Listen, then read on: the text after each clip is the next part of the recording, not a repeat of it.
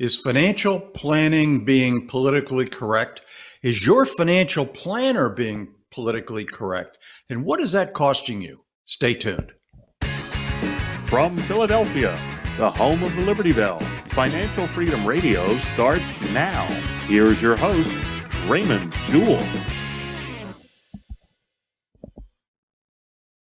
Today we're going to talk about, is your financial planner being politically correct? And I know that that's kind of an ethereal term. I'll elaborate on it as we go along. But I want to invite you to like, share, and ring the bell if on our shows, so that we can send you all of the shows when we air them. So like, subscribe, and ring the bell, please. And also, we build this show on referrals. So if you like what you hear, please tell your friends, financialfreedomradio.com, or go to youtube.com/financialfreedomradio, and you can subscribe there. Either way, you can get on it. We'd like for you to share it with your friends, because it's important to us that we expand our listener base and we spread the word. My goal is to make sure that we can get as many people to hear this information as possible, because the financial planning and the financial institutions are letting people down. I went to Walmart the other day and I saw some old people greeting. Granted, they're probably doing it to get out of the house, but wouldn't it be nice just to work and donate your time instead of having to work for money? People are outliving their wealth. We're going to talk about that. But let's say good morning to our producer Steve. How are you, Steve? Good morning, sir. How are you today? I'm dynamite. I'm ready to go. And it's afternoon, I guess, now, technically, so. Well, I didn't say good morning, did I? No, I said good morning. Yeah. Okay. Well, so once again, I admit I made a mistake. You gave me grief last week for saying it. You said, no, the show's being recorded in the afternoon. Because that's exactly what I sound like. That is exactly what you sound like. I thought it was known funny. You too long. I thought it was funny. The topic of today's show was financial planners being politically correct. And people, as they get to know you, I've known you for a long time, you are the most unpolitically correct person I have ever met. So this will be a fun show. And you had issue with the topic, didn't you? I did. Yeah, it just, I get nervous when you get political. I have to do a lot of editing when you get political. Well, I'm going to keep you from doing that. I just make, I call it as I see it. So let's dig in here. All right. So what we want to talk about is your financial planner being politically correct. And this is a topic that bugs the crap out of me. Have you ever heard somebody say, absolutely, you're absolutely correct. You're absolutely right. And I've heard it in the financial world, and it just bothers me, because it's a political correct statement that's giving somebody the, you're awarding them of being absolutely correct. And that's not possible in the financial world. It's never possible to be absolutely correct, because there's too many unknown variables that are going to affect the absolute statement. So when somebody says that your plan is absolutely correct, don't believe them. It's not possible. So when you're looking at the financial world, there are no absolutes. But when you look at it through a macroeconomic model, you can correct as many of them, or more than you would if you were to work with a financial planner and their way of doing things. See, they use math, and we've talked about this. They use math as a planning tool. Math should never be used as a planning tool. It's only used to solve a problem or prove a concept. It's my lemon analogy. If I give you 3 lemons today and 3 lemons tomorrow, you'll have 6. If I give you 3 the next day, you'll have 9. If I don't give you any more for a year, how many will you have? Most people say 9, and you won't. You'll have 0, because you'll either eat them or they'll rot. So, and you may give them away, whatever. Something external to those lemons will keep them from being there down the road. And it's the same with math. When you use math as a planning tool, something external to those that equation is going to keep it from happening.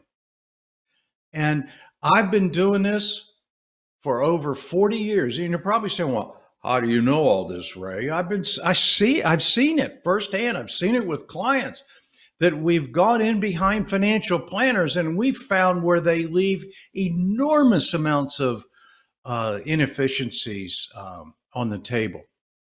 And financial planners, God bless them, they have their own agenda.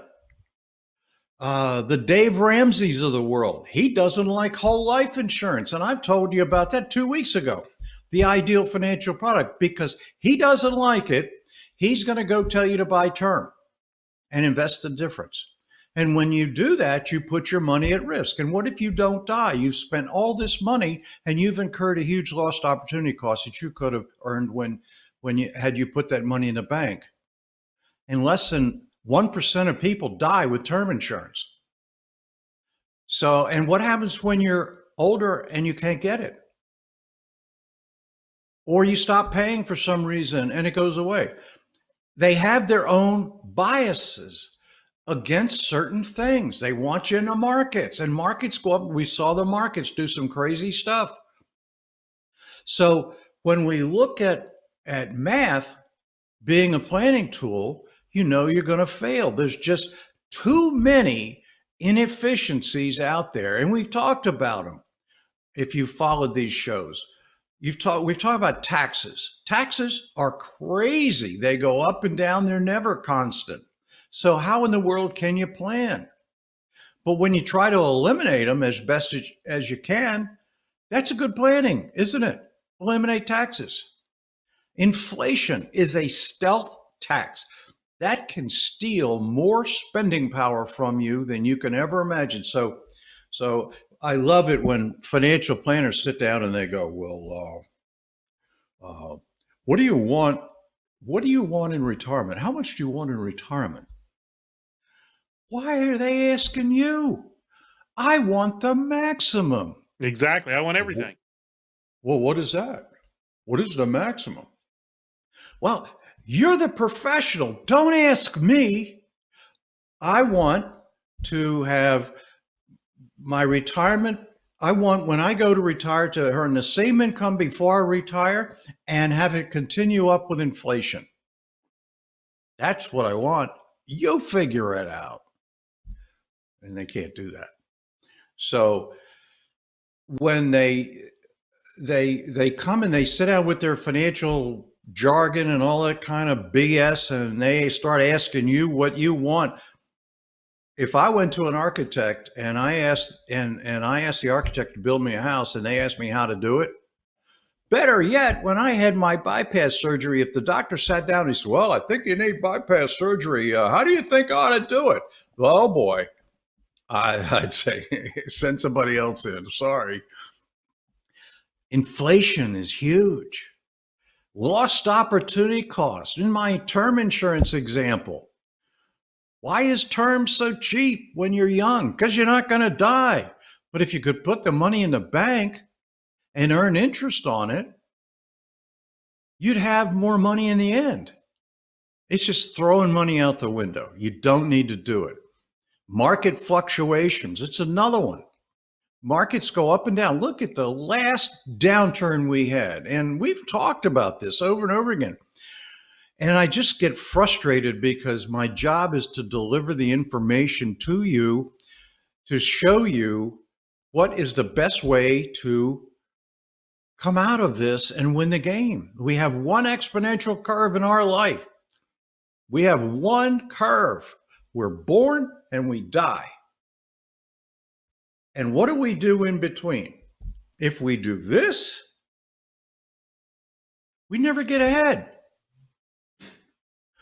But that's what the financial institutions want you to do, because they want to control your wealth. And that's what the financial planning industry does. And they've got schools that give them credentials to follow what the financial institutions tell them to do. And they start hitting you with all this Steve's favorite term, technobabble. Technobabble. Yep. And technobabble is is awful because it will confuse you and you go, I can't take it. A lot of times people use what do you- technobabble to prove how smart they are too. What's the old saying? If you can't dazzle them with brilliance, baffle them with bullshit. Now, see, now I got to go do my editing. No, you don't. Don't edit that out. I mean, we don't have any kids watching this. Well, we certainly won't now.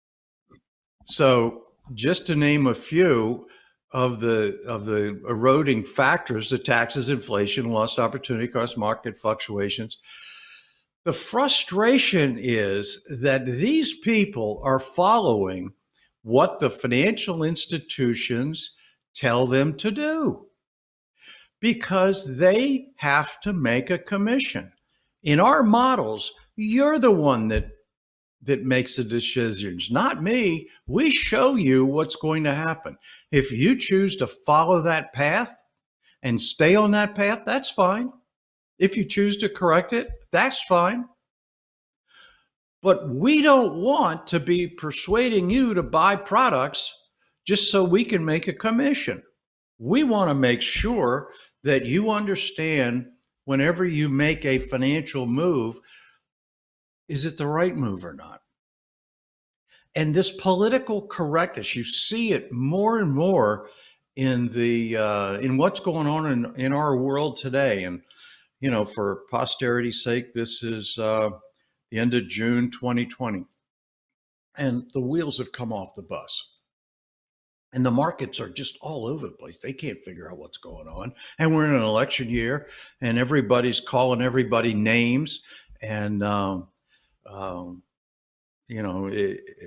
if anybody that goes for this Biden guy, you might as well just kiss a lot of your wealth goodbye, because the markets are going to react in a negative way. It's not possible for it to be positive. You get positive results when you have a good, positive, vibrant economy. But when you raise taxes and you start to shrink the dollars or contract dollars, and people stop spending and hoarding money, and there's not enough in the coffers to run the country, and they have to keep raising and borrowing and getting back into those old crazy cycles, it's going to affect everything you're doing. And if you're following the financial institutions information, it's going to go up and down as it is right now. It needs to level out. This coronavirus thing has really spooked a lot of people. But you've got to continue down the path of recovery without any kind of interference or deviation from the path that you're currently on, that the country's currently on. And if we deviate from that, it's gonna spook everything. I know that's not a major reason to vote one way or the other, but it's your pocketbook, it's your money, and I'm just giving you that's a good reason for me. I'm giving you a heads up, folks. Whether you like the man or not, what he's doing, he's an entrepreneur. He's run businesses. He knows what to do as far as being efficient. He practices efficiency, and he gets rid of the unknown variables that are going to bite us in the backside, like regulation, slowing down things. All the things that are going on to get rid of the inefficiencies. But when you've got a career politician that is trying to run for office and is, Steve, I gotta back up here. Here's another thing, since I'm going off on politics. I knew this was going to happen. We don't know when somebody gets a certain age whether they're going gaga or not. And you got all these people in Washington that are in their 80s and their late 70s. And I'm not so sure mentally they're that sharp. And you start seeing people slow down with their speech and thinking and can't put two sentences together and make faux pas and have all sorts of problems.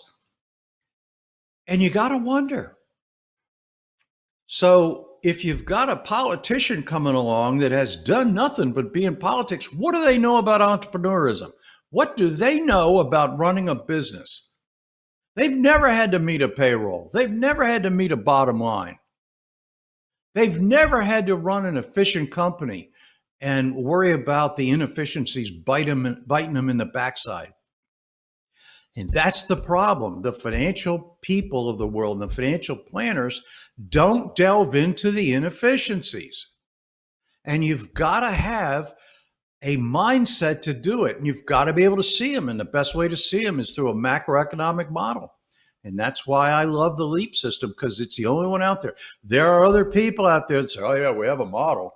And there's one guy running ads and he's saying, architect, you want to build your own blueprint, financial blueprint, and send you this big thing. And I've seen that ad. I've seen that ad. What's a blueprint?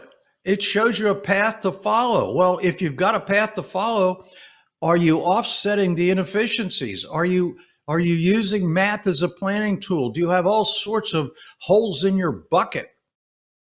You know, it's like trying to fill up a bucket with water and you got all these holes in it. And the water keeps leaking out. And you keep going, what's going on? What do you got to do? Patch the holes. Too many holes in the bucket. We've gone in, as I said, behind financial planners, picked up clients that financial planners had worked with and shown the clients where they're losing enormous amounts of money. And it blows their mind. The issue is, if your financial planner is being politically correct, they're going to agree with you. You are actually the one that they are trying to convince to give you their money. Remember those 4 rules. Get your money, get it on a systematic and ongoing basis, hang on to it for as long as possible, and give it back as little as possible. They got to get your money. So they're going to agree with you. They're going to say things to you, and they're not going to irritate you because they want to be politically correct and they want you to think that they are working in your best interest. I don't care about you being my friend or not. We don't care if you don't agree with us or not. We're going to show you the truth. And that's what we do with our clients, and they appreciate it. So that's my rant. If the financial institutions are being politically correct and the financial planners are pandering to the institutions or following the institution party line, then you got to look out, find another way. It's incumbent on you to protect your wealth, to create your wealth. And if you don't, shame on you. Doesn't hurt me, but I'm giving you the information, and everything I say I can back up and prove.